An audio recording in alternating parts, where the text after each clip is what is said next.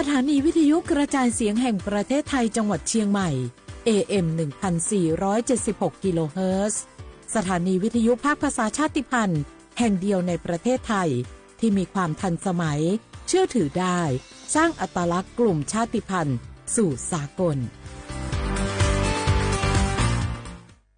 พล่ะแก้วเคยสังเกตก็ในปฏิทินไทยอ่ะมีวันสำคัญเกี่ยวกับสถาบันพระมหากษัตริย์อยู่เกือบทุกเดือนเลยนะแต่ก็นี่กะไปอย่างเช่นเดือนมกราคมวันที่17วันป่อขุนรามคำแหงวันที่18วันสมเด็จพระนเรศวรมหาราชส่วนเดือนมีนาคมวันที่31วันพระบาทสมเด็จพระนางเกล้าเจ้าอยู่หัว2เมษายนวันคล้ายวันพระราชสมภพกรมสมเด็จพระเทพราช6เมษายนวันจักรี4พฤษภาคมวันชัดมงคล3มิถุนายนวันเฉลิมพระชนมพรรษาสมเด็จพระนางเจ้าพระบรมราชินีใจวันที่28กรกฎาคมวันเฉลิมพระชนมพรรษาพระบาทสมเด็จพระเจ้าอยู่หัววันที่12สิงหาคมกับวันแม่แห่งชาติ24กันยายนวันมหิดลนี่เดือนตุลาคมก็มีวันสำคัญก็คือ13ตุลาวันคล้ายวันสวรรคตของในหลวงรัชกาลที่9วันที่21ตุลาวันคล้ายวันพระราชสมภพสมเด็จย่าและก็23ตุลาก็เป็นวันปิยมหาราชวันที่14พฤศจิกายนวันพระบิดาแห่งฝนหลวง25พฤศจิกายนวันวชิราวุธและก็วันสำคัญในเดือนธันวาคมคือวันที่5วันป่อแห่งชาติครับสังคมไทยเฮาอ่ะให้ความสำคัญกับวันเหล่านี้คนไทยฮักและก็เทิดทูนสถาบันพระมหากษัตริย์เพราะสถาบันพระมหากษัตริย์อยู่คู่กับคนไทยมาอย่างยาวนานปรารถนาดีจากสำนักงานประชาสัมพันธ์ที่3กรมประชาสัมพันธ์ค่ะ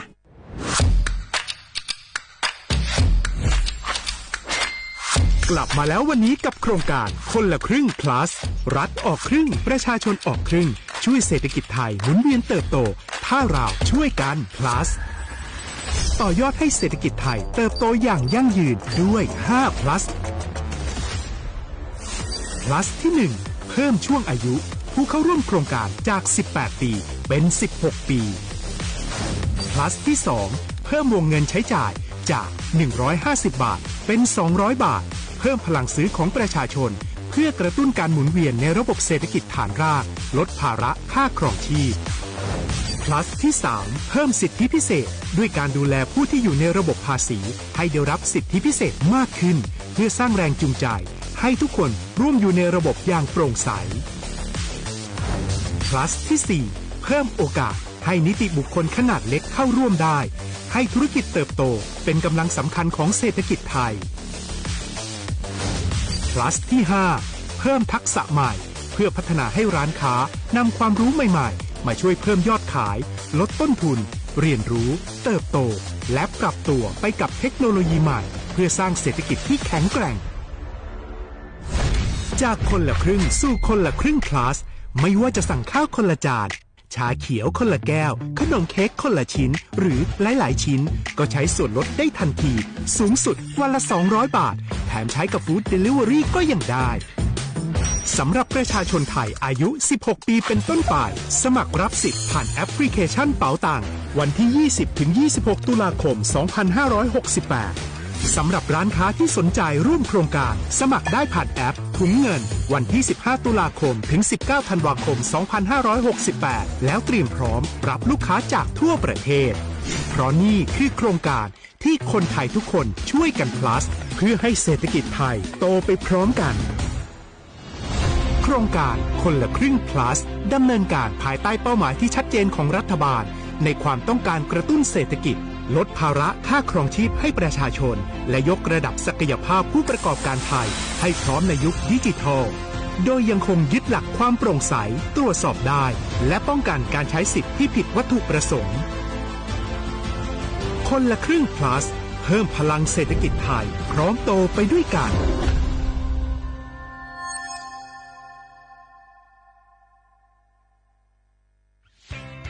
เส้นทางสายหมอกที่สวยที่สุดในเมืองแพร่กำลังรอทุกคนไปวิ่งด้วยกันครับทุกก้าวของคุณคือพลังของลมหายใจชวนเพื่อนชวนครอบครัวมาวิ่งฝ่าสายหมอกเพื่อโรงพยาบาลแพร่ในวันอาทิตย์ที่7ธันวาคม 2568บริเวณลานกิจกรรมหลังวัดพระธาตุช่อแฮมาร่วมกันส่งต่อพลังแห่งความดีเพราะทุกก้าวของคุณช่วยต่อชีวิตให้กับผู้ป่วยในโรงพยาบาลแพร่สมัครได้เลยวันนี้แล้วไปวิ่งด้วยกันในวันอาทิตย์ที่7ธันวาคม 2568พบกันบริเวณลานกิจกรรมหลังวัดพระธาตุช่อแฮนะครับ ฮัลโหลสวัสดีครับสวัสดีค่ะจากไหนครับคุณคือผู้โชคดีที่ได้รับเงินสด1 ล้านบาทแต่ต้องโอนค่าธรรมเนียมมาก่อน 5,000 บาทนะคะหลังจากนั้นทางเราจะทำการโอนเงินกลับไปให้ค่ะจริงเหรอครับงั้นเดี๋ยวผมโอนค่าธรรมเนียมไปให้นะครับขอเลขบัญชีด้วยครับได้ค่ะคุณโชคดีมากนะคะรีบโอนค่าธรรมเนียมมาก่อนได้เลยค่ะหยุดก่อนนายจะเชื่อจริงๆหรอนี่มันหลอกกันชัดเลยฮะจริงเหรอหลอกยังไงอะนั่นสิเธอลองคิดดูสิว่าเราจะได้รับเงินล้านจากอะไรล่ะในเมื่อไม่ได้ไปเสี่ยงโชคหรือลุ้นรางวัลอะไรเลยจำไว้ไม่มีใครให้เงินเราฟรีๆโดยที่เราไม่รู้ตัวหรอกนะแถมยังให้โอนค่าธรรมเนียมไปให้ก่อนอีกคุณคะเราไม่ได้โกงนะคะโอนมาก่อนเดี๋ยวพิสูจน์ได้ค่ะไม่เอาละผมไม่เชื่อไม่โอนไม่คุยด้วยละกลโกงมีทุกที่จำให้ขึ้นใจอย่าเชื่ออย่าคุยอย่าโลภอย่าโอนด้วยความปรารถนาดีจากสำนักงานประชาสัมพันธ์ที่ 3 กรมประชาสัมพันธ์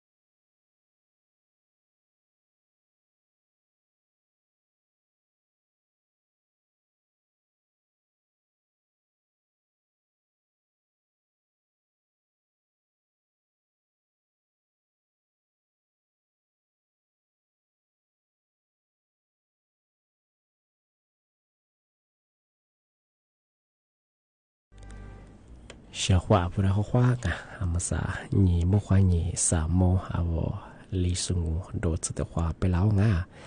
อาวุธข้อว่าวิทยุข้อนี้นะจะโซไลโซว่าตัวโซยีไลโซได้คือข้อความงงอ่ะเอาลิสงโดกุบราจิหมายงะสถานีวิทยุกระจายเสียงแฮน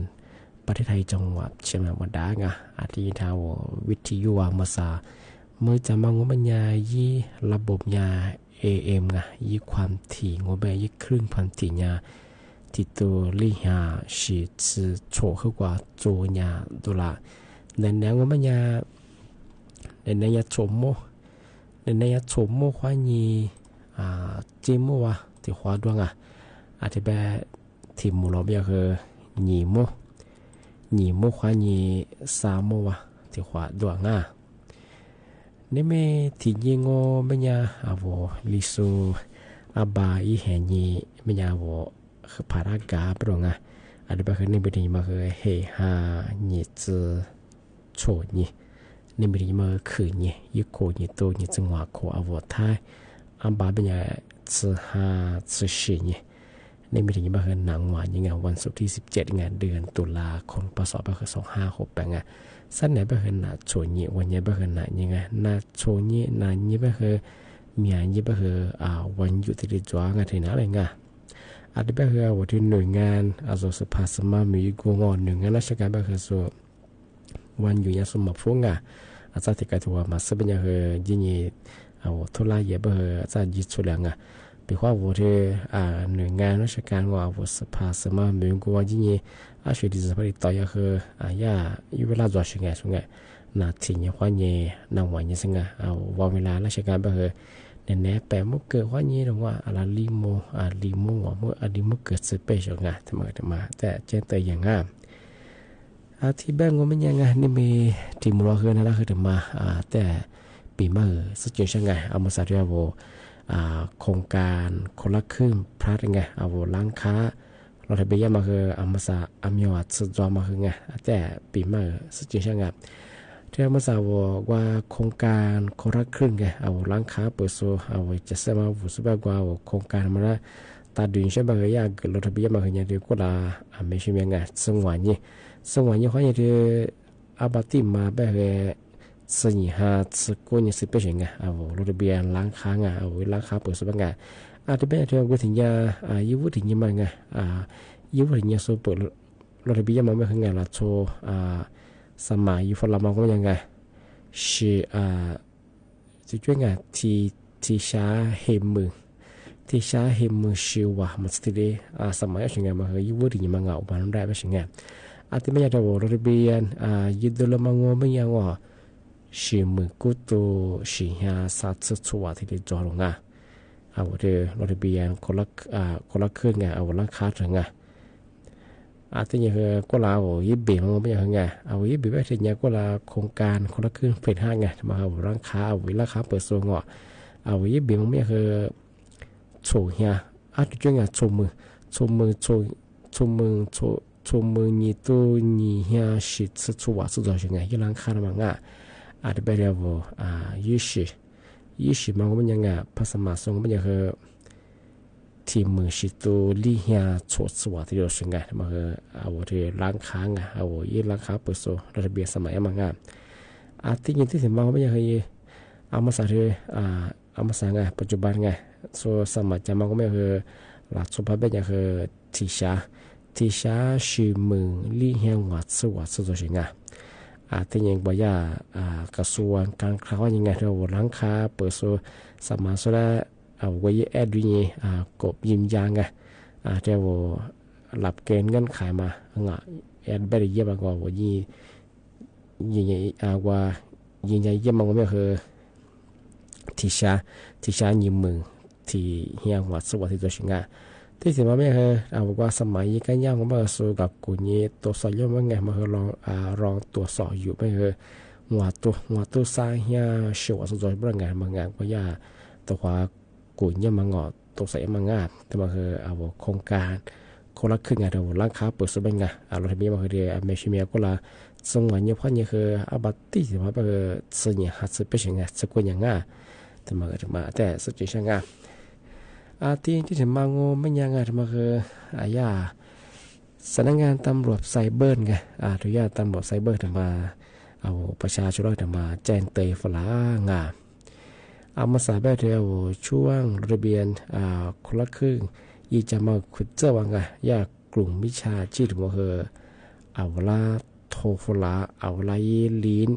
กว่า SL คนนี้ส่งฝรั่งเฉยๆว่างที่แบงค์ไม่ใช่ว่างไปว่า我就是怕这种不จะคือมาคือเนี่ยคือถ้าจะเอาไว้ข้อมูลถ้าเกิดถ้าช่วยไปใช่ว่างที่เป็นยากลุ่มวิชาชีพมาคือยาเมียนี่ยามันคือเยอะที่มางูเป็นยังว่าทางแบบเช่นกันว่ายายิลิน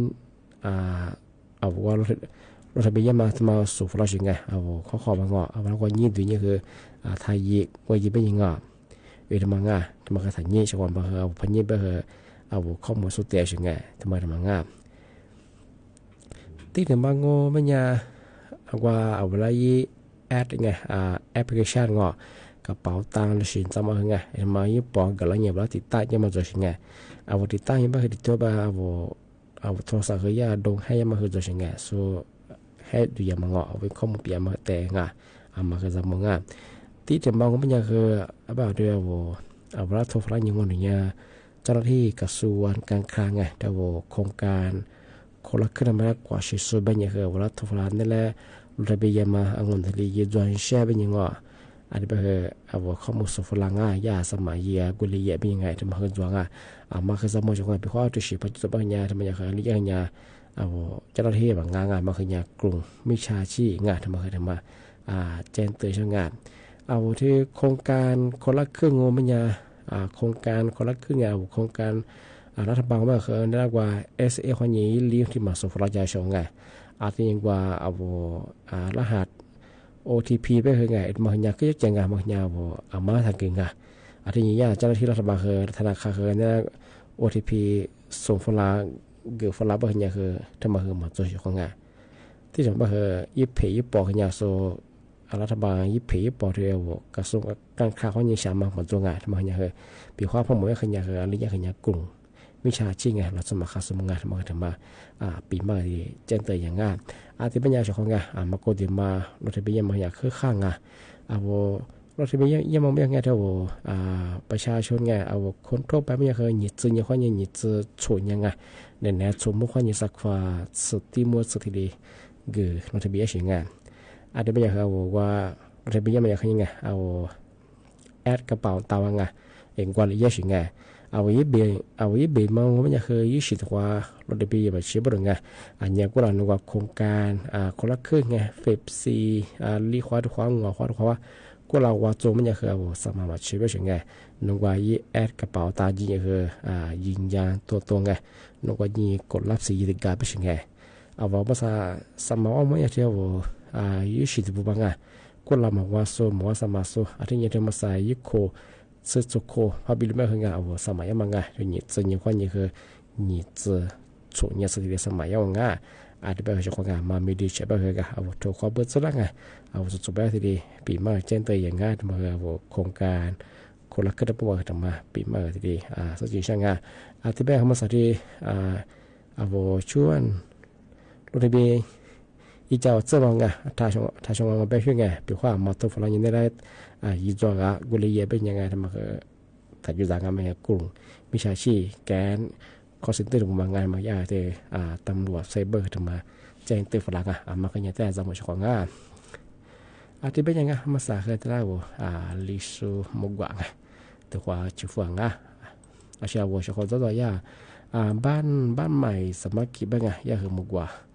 เด็กฝรั่งลิซูมุกวาคือแต่ผู้นั่นข้าวมาเป็นไงที่เป็นยังว่าคือที่จะมาเสื่องนั่นอย่างเฉพาะ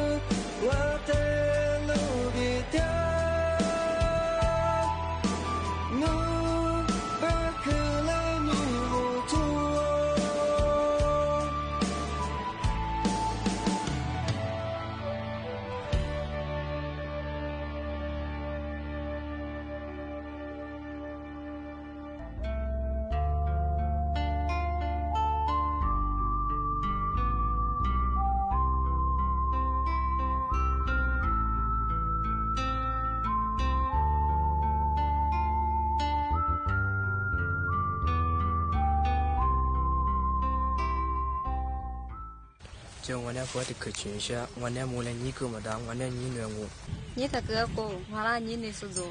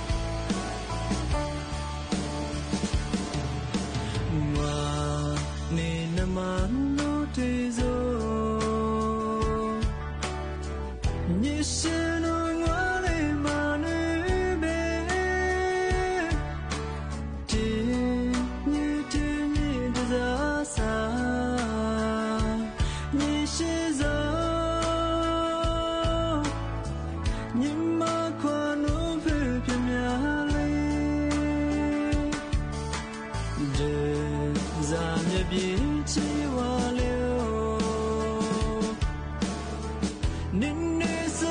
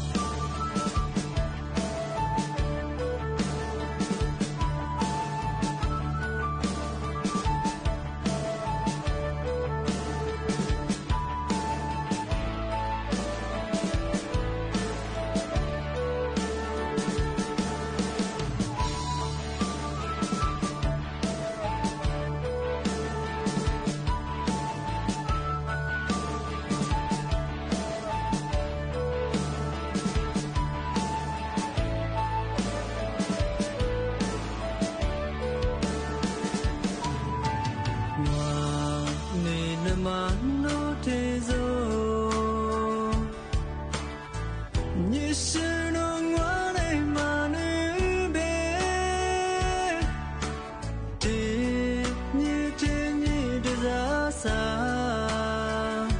你是走，你马跨路不偏面里，这咋的比起我流。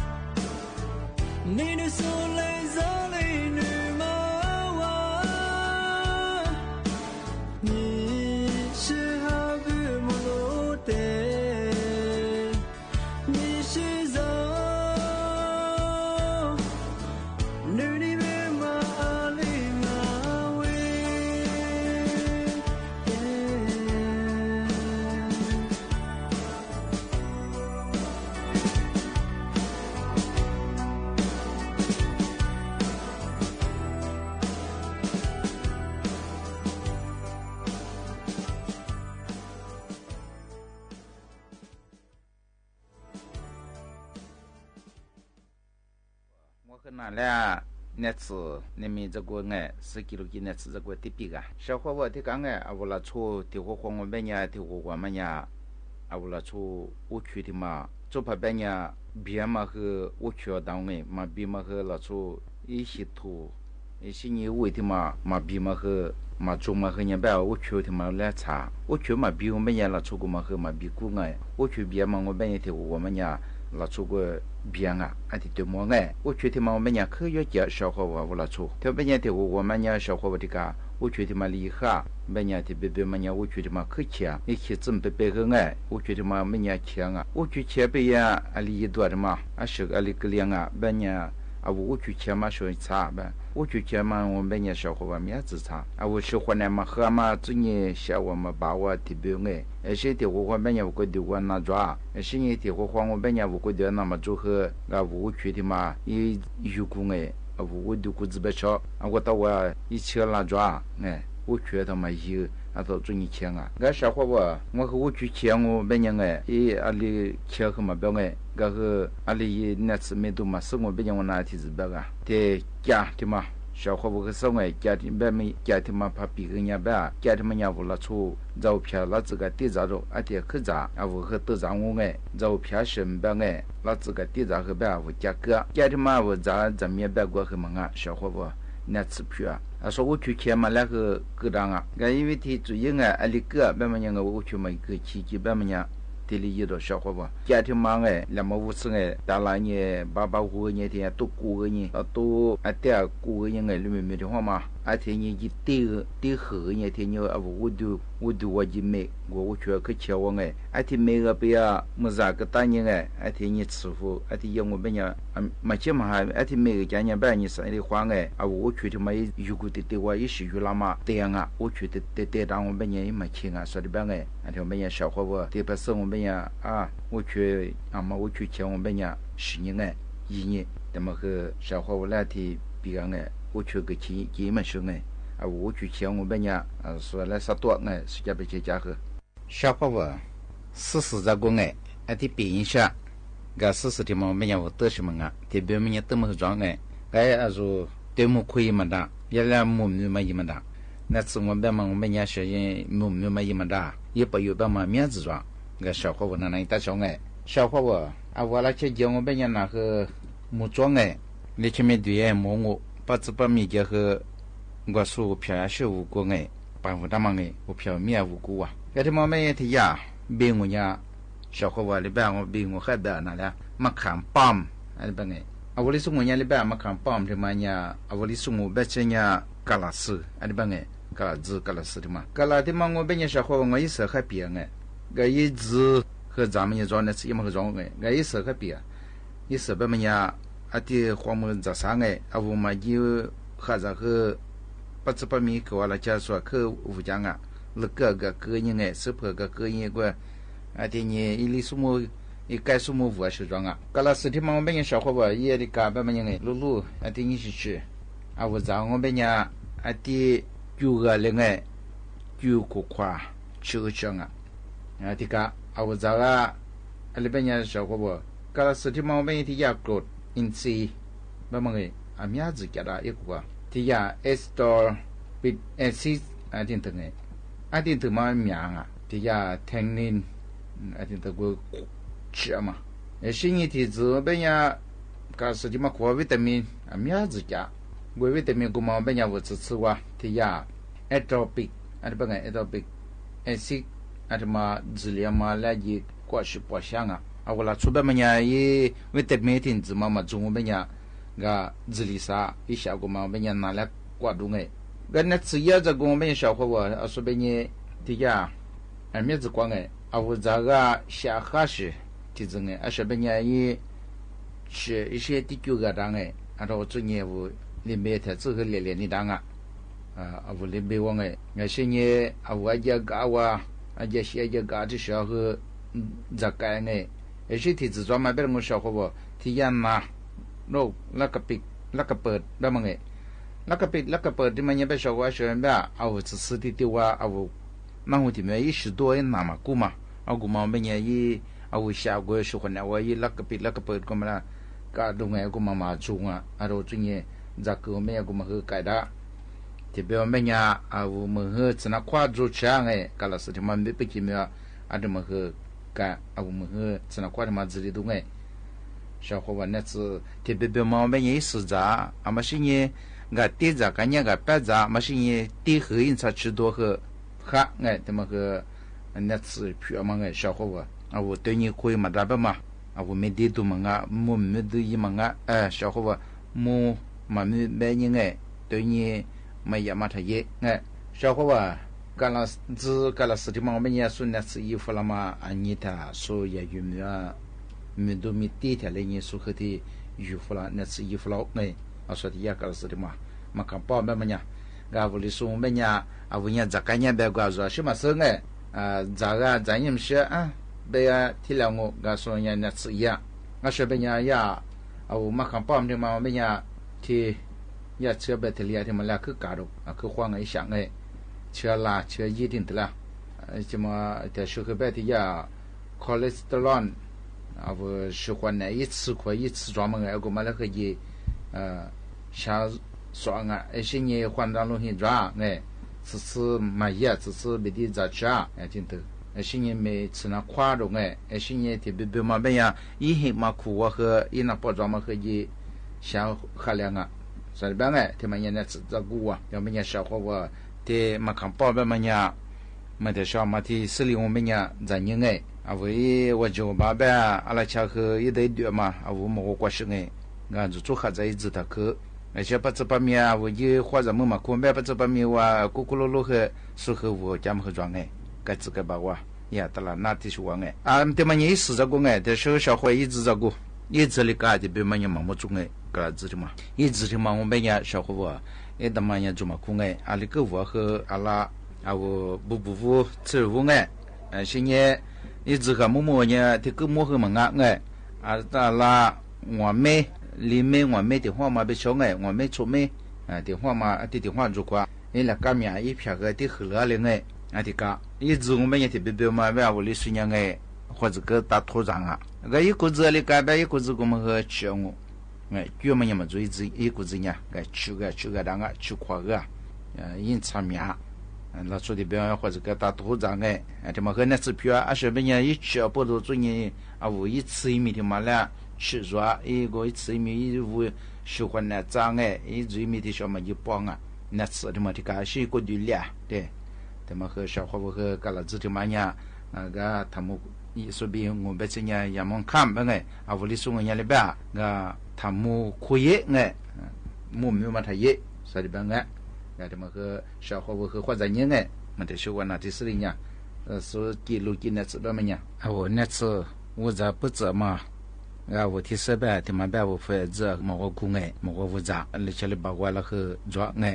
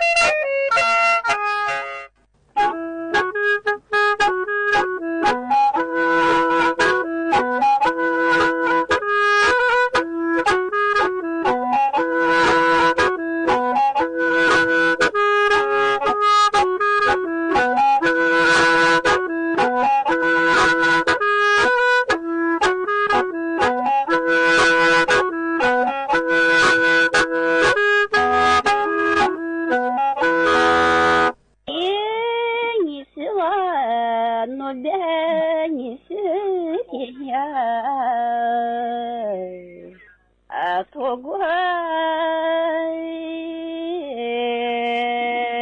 我发誓铁过我谢谢你生你我和我撒茄子花一朵花来花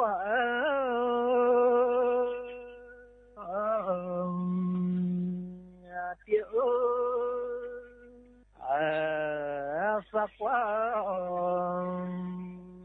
也难忘来月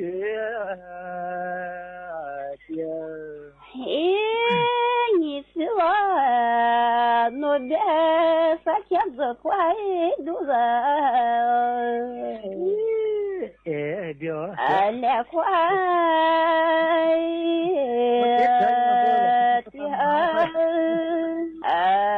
也挂肚子来月的谢谢你呢你我和子花来月你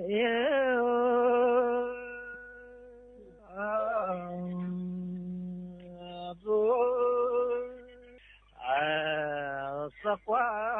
来月的毛三呀我别拿我的个来花的毛三呀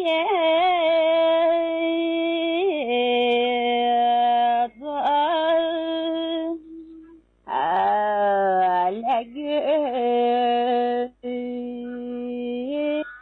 毛三呀谢谢你呢你和三年我的多也别走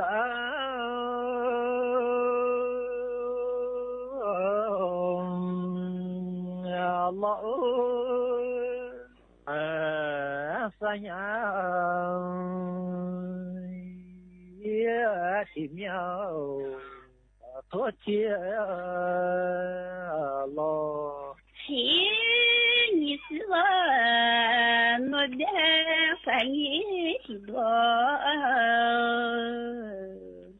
别在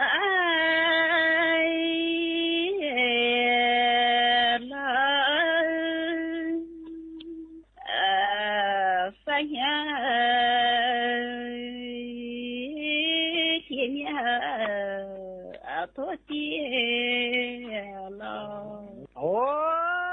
谢谢你生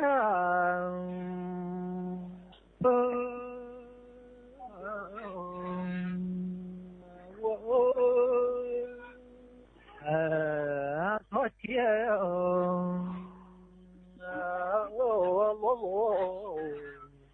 撒花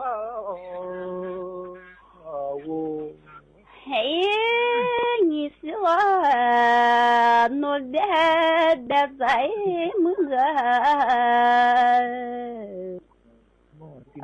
子乖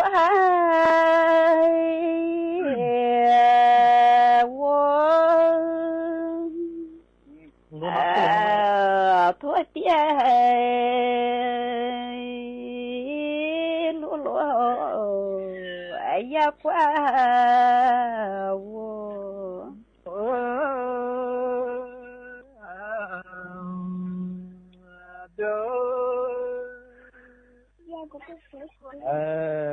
也讲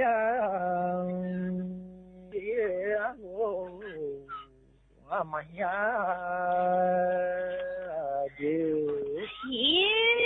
no dena vatiwa de zazaki ya ko amazoi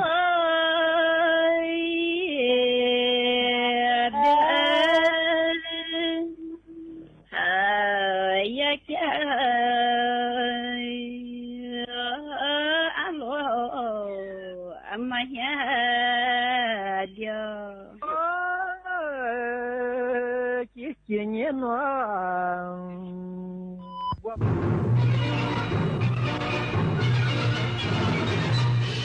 สถานีวิทยุ